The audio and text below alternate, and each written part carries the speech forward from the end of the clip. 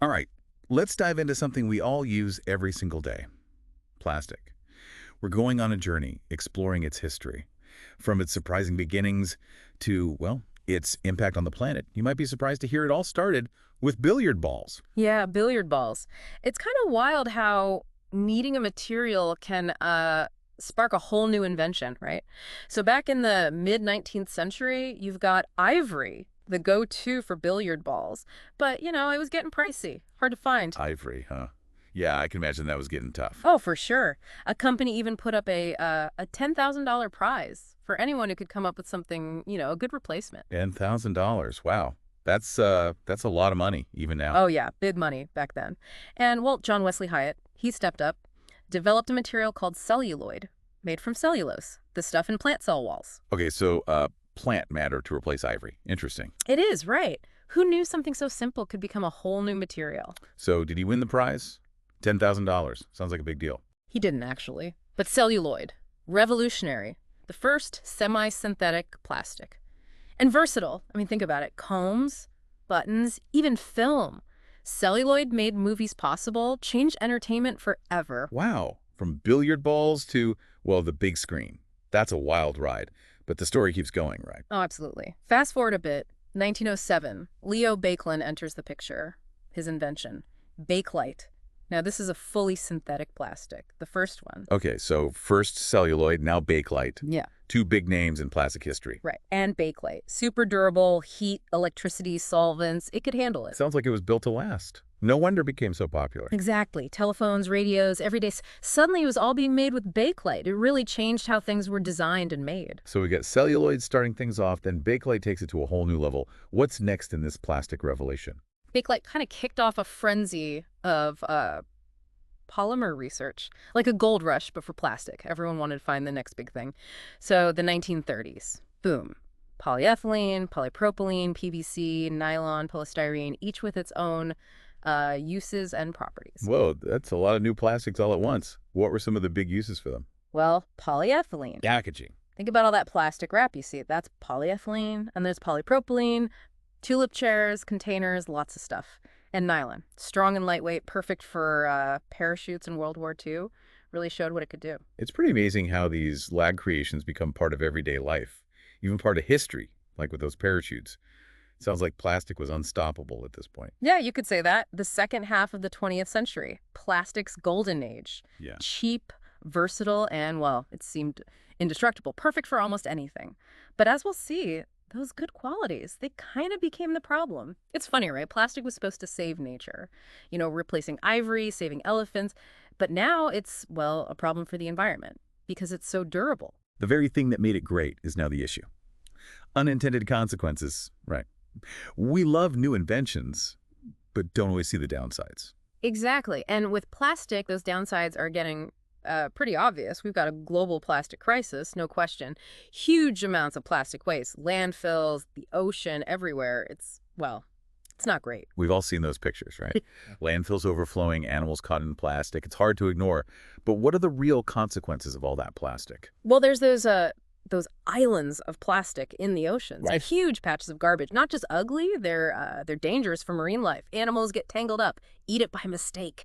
Starvation, suffocation, it's bad. It's tough to think about. And it's not just the big pieces, right? Microplastics are everywhere now. Yeah, microplastics are a real worry. Tiny bits, you can't even see most of them, come from bigger plastic stuff breaking down. They're in the water, soil, even the air. And we're only starting to figure out what they do to our health. We're breathing in plastic. Yeah. That's not a good thought. And what about those chemicals in plastic? BPA, phthalates, all those things we hear about. Right, there's a lot of research on those. Some studies show connections to health problems, hormone issues, problems with reproduction, even some cancers. And the scary part is those chemicals can leach out of containers, get into our food and drinks. So we're surrounded, giant garbage patches, tiny bits in our food. It's, well, a little overwhelming. It's a big problem, no doubt. But it's not hopeless. People are working on solutions. Biodegradable plastics, chemical recycling, those are promising areas. Let's talk about those. Biodegradable plastics, they sound great, but can they really replace regular plastic? Can we make enough of them? And can people afford them? It's not that easy, unfortunately. There are different kinds of biodegradable plastic. Some need specific conditions to break down. Some you can compost at home. Others need special facilities. So I can't just throw a biodegradable cup in my compost pile. Maybe not. And then there's the cost. They often cost more to make than regular plastic. So some companies might not want to use them. It comes down to money again. Doing what's good for the planet versus what's good for the bottom line. Yeah, that's the balance we have to figure out. But even with those challenges, biodegradable plastics are a step in the right direction. And then there's chemical recycling. That has a lot of potential to deal with the plastic we already have. Chemical recycling. So kind of like giving plastic a second life. Exactly. Breaking it down to its basic parts. Then you can use those to make new plastic or even other stuff. So it's not just about using less plastic. It's about figuring out what to do with what we've already got. Right. It's about a circular economy, using things over and over, not just throwing them away. It feels like we're at a crossroads with plastic. We see the problems, but we're also finding new ways to use it, maybe even fix things. It's complicated. Yeah. It is, yeah. It shows how adaptable plastic is, right? From the beginning, it's always changing. Billiard balls to, well, to the high-tech stuff we have now. That's what makes it so interesting thinking about the future. So besides what we talked about, biodegradable stuff, recycling, what else is coming? What's next for plastic, you think? One thing that's getting attention is smart Yeah. plastics. They've got sensors, technology built in to give them extra abilities. Smart plastics. Mhm. Okay, that's new to me. How do those even work? Think about food packaging that can, like, tell if the food's gone bad, could cut down on waste, right? Or implants that release medicine when you need it. More targeted treatment. Wow, that's pretty futuristic stuff. So plastic could help with health, food waste, even the environment. Yeah, exactly. And it goes beyond that. People are looking at plastic for renewable energy, like solar panels, wind turbines, lightweight, durable. It could be a good fit. So from polluting the planet to, well, maybe helping save it. That's quite a turnaround. It is. But it depends on us, right? What we buy, what we support, what kind of policies we push for, that's what will make the difference. So as we wrap up our deep dive here, what's the big takeaway for our listeners?